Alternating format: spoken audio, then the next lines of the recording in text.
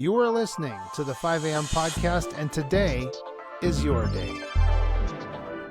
Today, we welcome a multifaceted leader to this 5 a.m. conversation, Evan Turk. Now, Evan isn't just a distinguished family law attorney who's represented some high-profile clients in complex divorce cases. He's a man on a mission. From his early career in Princeton finance and Wall Street training to founding the American Rights Alliance, Evan has dedicated himself to protecting individual freedoms and helping others preserve not just their wealth, but also their purpose. He's the author of Divorce Your Spouse, Not Your Money, in which he offers strategic guidance to entrepreneurs and executives managing life's most challenging transitions. Evan brings a unique perspective on how personal abundance, divine purpose, and American liberty are interconnected in ways that will shape the nation for generations to come. Now, a warm welcome to you as you listen, wherever that might be. Please consider sharing this with 3 of your friends. I know many are going to enjoy and possibly profit from this conversation. And a big thanks to those who've given 5 a.m. Podcast a 5-star review on your favorite podcast player. Don't forget to listen to us on goodpods.com. That's a great site where we're building a great community. Also, thank you if you've gone over to buymeacoffee.com/5am podcast for those delicious cups of coffee this week and last. And I want to thank our friends and network over at myinstantgold.com, where you can buy gold for as little as $10 at a time with our Sound Money wallet. We do appreciate all levels of support. Evan Turk, welcome to the 5 a.m. podcast. Well, thank you for having me. Yeah, I'm looking forward to it. Now, I wanted to ask you, start out with the career path question. So it took you from finance to law and then to founding American Rights Alliance. What point in that journey did you really recognize a personal calling to what you're doing now, and how did it shape your definition of success? It's a great question. I got into finance unexpectedly. I was planning to go to law school, and when I graduated college, I just needed a couple of years to, just take off, Yes. get some real world experience before I took that journey back into school. And I got a job working in the securities field, which a couple of months later, I got a job. It opened the door for me to be a financial advisor with Prudential Securities in Princeton, New Jersey. Wow. And I did that for a few years. I co-called 200 people a day. Wow. But it was such a blessing because just all these circumstances that just came about allowed me to go to New York just about every other weekend, where I was trained in finance on Wall Street, or technically off Wall Street on water, right next to Wall Street. So being so close to the business capital of the world, the finance capital of the world, it just opened doors that I would have never had, but for that one decision, which led to another, which led to another. And eventually I created my own financial firm and decided to move to Florida, and went to law school at night. Wow. And my ties were in New Jersey, but I was living in Florida, so I sat simultaneously for the Florida bar and the New Jersey bar, which at that time I still think you can still. New Jersey is one of the few states that allow you to do sit for 2 exams during the same time.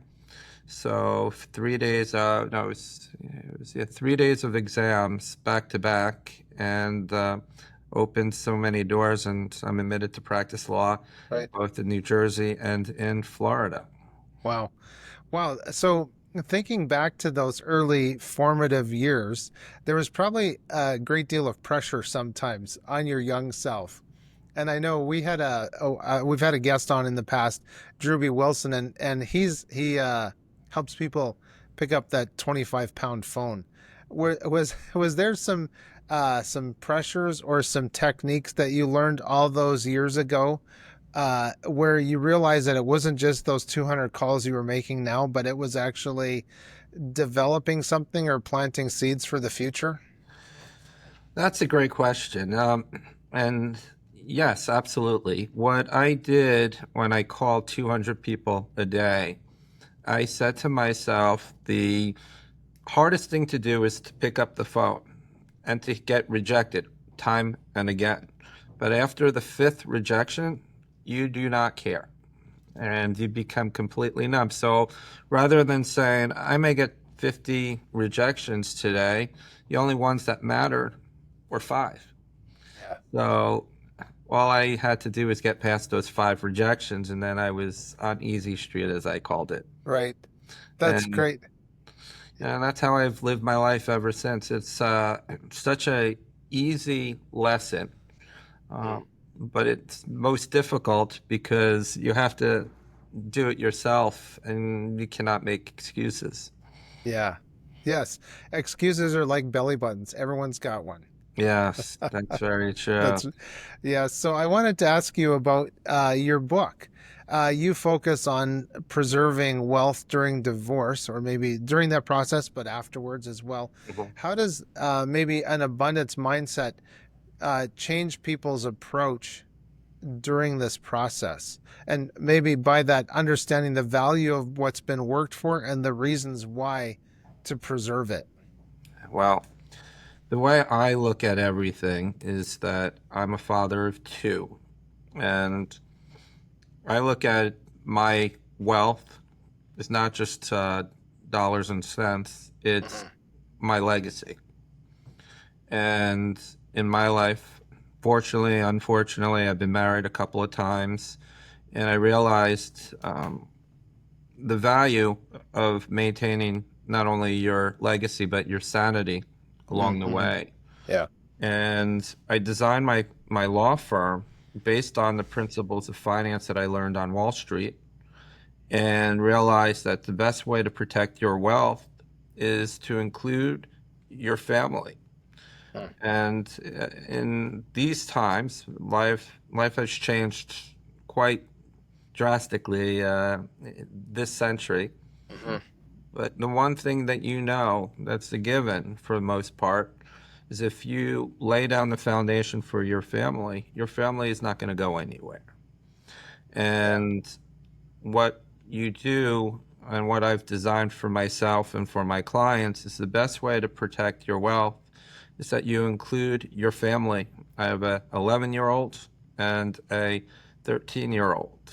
And I just came back from Dubai. I had some business meetings there, but I brought my 11-year-old, Hmm. and he has a mission statement where he's going to be when he goes to college and thereafter.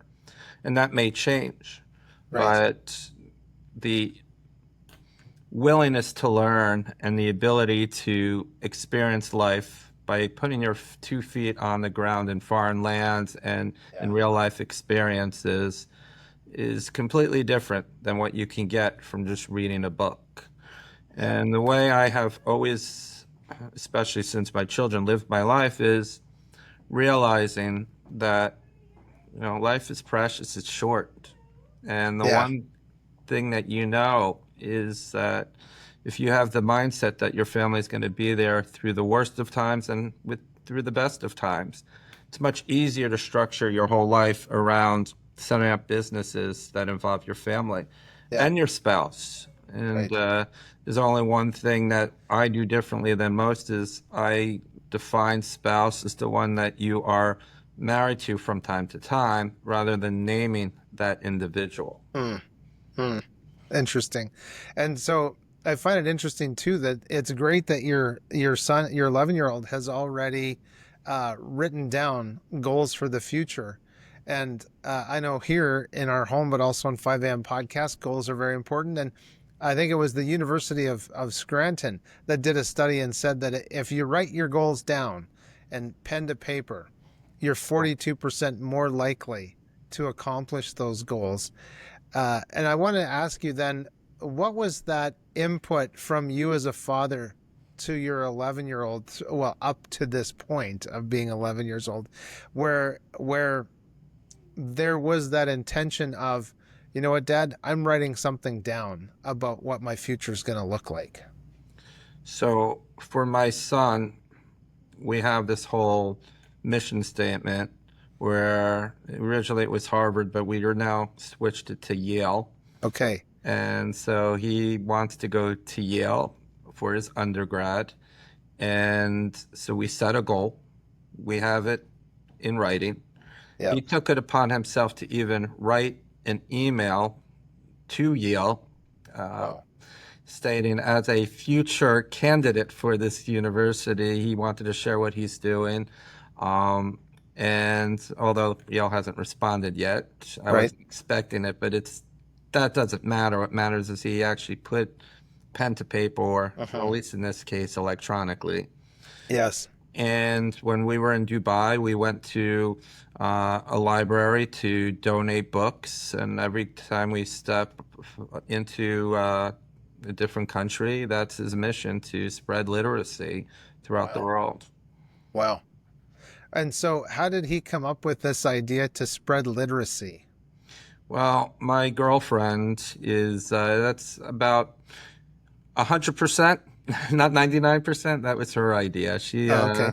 She runs a very successful PR company, and she Hmm. realized that she needed to direct him in a way that would not only encourage him, but will give him a mission statement, and that Hmm. became his. Wow.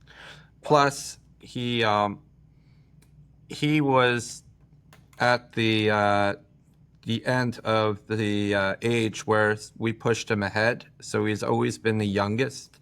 Hmm. So it took Okay. him a little longer to read at a level that was proficient.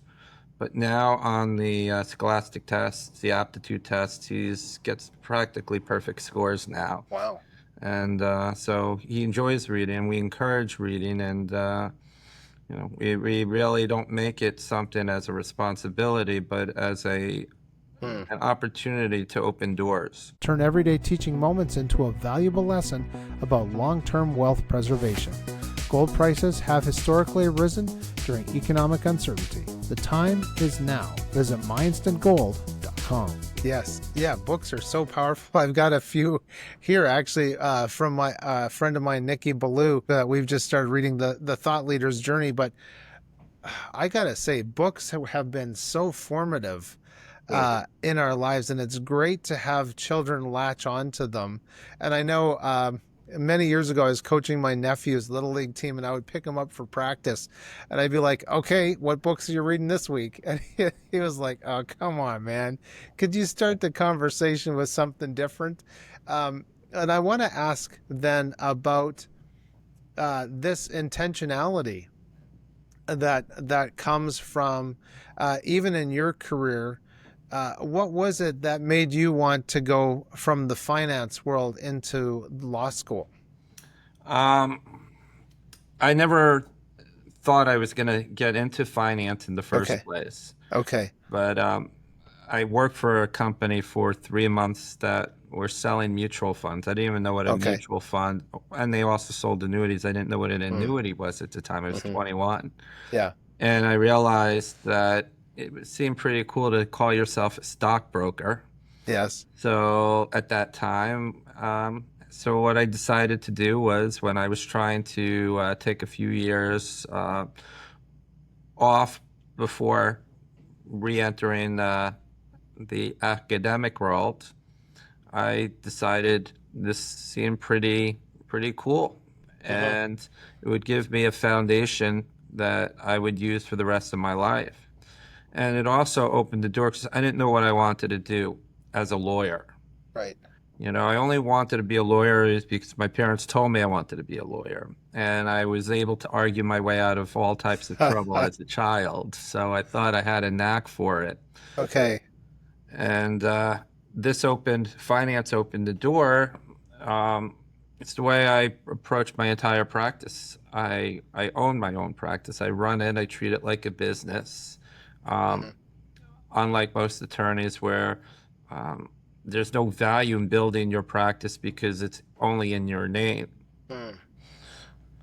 When you pass it to the next generation, is really the only Yeah. way you can do that is to incorporate your children. Yeah. They have the Right. same namesake, right? So Yeah. the whole idea is to find a way in everything I do business wise to not only make it fun, Yeah. but to make it have a purpose and to build a legacy. And this is the best way I know how. Right. So then that understanding purpose of life uh, really seems to have influenced, I guess, also your legal work and your advocacy work. Uh-huh. Can you talk about the organization that you started and how American Rights Alliance came to be? Yeah, it's just you believe in a higher spirit than your own self when things like this happen. Because I never even had a thought in my mind to Right. create this charity. When I was in my 20s, I somehow got to be on the advisory board for the American Cancer Hmm. Society in central New Jersey. And in central New Jersey, that's where Johnson and Johnson, Pfizer, all these major pharmaceuticals happen to be headquartered. So I got an early taste on philanthropy because I was in the Hmm. right place at the right time. Then when I moved down to Florida after law school, I actually just so happened to have invited to a friend's house, and there was Charlie Kirk from Turning Point USA. Wow. And we happened to have dinner, and he understood the way my brain worked in finance and the law. The next day, I was on their advisory council. Wow. And the American Rights Alliance came about because Donald Trump Jr., he received money from selling T-shirts that was based on his father's worst day, his Hmm. mugshot. And he didn't want to profit from that. He wanted to provide it to a legal advocacy for people, especially January 6 Hmm. victims. And I use the word victim. If you knew Hmm. what I know, you would Yeah. see things that don't add up. And I was asked to create this charity. And I just so happened to be friends with and someone who I work very closely with. His name is Peter Tickton, who happened to go to military school with Donald Trump. So Wow. I asked him to be on the board. He was involved in January 6th as an attorney for Donald Trump, along with Rudy Giuliani and others to gather all the information. Hmm. And so he was the perfect fit to be on the board. And this has become his life's mission. Wow. I don't know how somebody, I think he's 79, Trump calls him his oldest friend. And I said, not because for any other reason, but because you are his oldest, because you've been on this earth Yeah. the longest. Yeah. But all Wow. kidding aside, we've been doing a lot of tremendous things that I would never in a million years would guess that we would possibly have the ability to do. Yeah. And right Right. now we're working on getting pardons. We're working on free speech is a primary mission to have the ability, especially in a Hmm. political context, to have a political discourse, to have a conversation that you may not like to have, Right. but it's fundamental in the foundation of our forefathers, and not by anything other than two things: by looking at what was wrong over the years and the Hmm. understanding that there is one God, and the God is the main source of everything. So you Right. tie those two together, and you have to include freedom of speech. It Yeah. is fundamental. Yes. So, ladies and gentlemen, as you're listening or watching, we've got a comment section. We'd love to hear from you. I'm sure Evan would love to hear from you as well, just about your experience of maybe when you had the 10-pound phone or 25-pound phone and you had to get past that rejection, Yeah. or you've had to pivot in your career. We'd love to hear about your transitions, and we'll get into a few other things before the close of this, but it's always great to hear from those that are listening and the ideas that come up in the comments section. I wanted to ask you about how this this career and this organization that you have, it impacts your life and your family. You've talked about including them. What about, I guess I'm looking for maybe a time management tip, or how do you keep all of this work that you're doing organized so that you can execute well? Well, it's the biggest challenge of everyone's life, right? Yes, that's for sure. And I think the best thing that ever happened is when I was in law school, I was running a financial company during the day, and I went to law school at night. So one of the things that we did my first year in law school is there was a program that we had to go through about time management. And they said for every hour you're in class, you have to manage 3 hours of studying minimally. Wow. And I think I had 12 hours of class, which would have given you 36 hours on top of that. So that's what, 48 hours, 50 hours plus Yeah. a 40 plus hour work week. So what I was learned to do is a few things. One is go to sleep at the same time, wake up at the same time, and make sure that you get in the same habits every day so that you don't have to waste time. Mm-hmm. I know I don't agree with Steve Jobs, but many of these billionaires, they would, I think it was Steve Jobs, maybe it was Bill Gates or both, they wear the same outfit every day because it's one less decision that they have to make. Right. But what I ended up doing was just take away all the things that could waste time. Right Mm. now, for example, is if I need something, I'll go on Amazon and say, okay, if I can't find it within, 30 seconds, move on. Because you Mm-hmm. can spend 6, 7, 15, 20 minutes try to save a nickel at the expense of $1. Yes. Isn't So that the truth? what I realize is that you don't have all this time to waste on things that really at the end of the day, if I file Mm-hmm. bankruptcy, it's not going to be because of that 20 cents more that it cost me Yeah. to Right. do it on one website rather than looking on 15 others. Yeah. And it's just the way I look at things. Plus, most important is delegation. You need Mm. to have the right people in your life that you can trust, that are smarter than you, that are a lot more effective than you could ever be. And the only thing that you need to realize is who those people are Mm-hmm. and want to inspire them to do things for your benefit. Yeah. Yeah. Well, I wanted to ask you about defending those civil liberties and how you see a connection between individual purpose and national prosperity. So that's a great question. I look at what makes the United States of America so unique compared to every other Mm-hmm. country Yeah. in all of time. And I think it's predicated on the fact that we have a constitution that we still believe, for the most part, gives us the ability to come from rags to riches, to have the Yeah. ability that anybody could come to this country legally and provide a better outcome for their next generation. Mm-hmm. And the way I look at everything I do is not on me, not on Yeah. myself. It's on a Yeah. higher purpose, whether that's God, family, all of the above.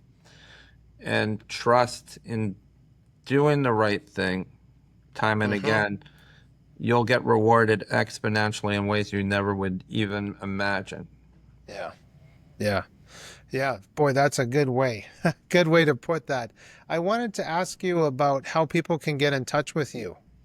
Well, you can go for the American Rights Alliance. We have major cases. We're working on presenting 12 pardons for the president's signature. Okay. So to find us on the American Rights Alliance, it is hashtag donate ARA. American Rights Alliance, ARA.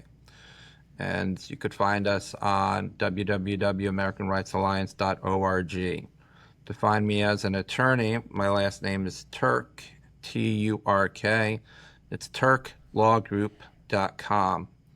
I didn't make it fancy. I made it simple for people Yeah. to remember.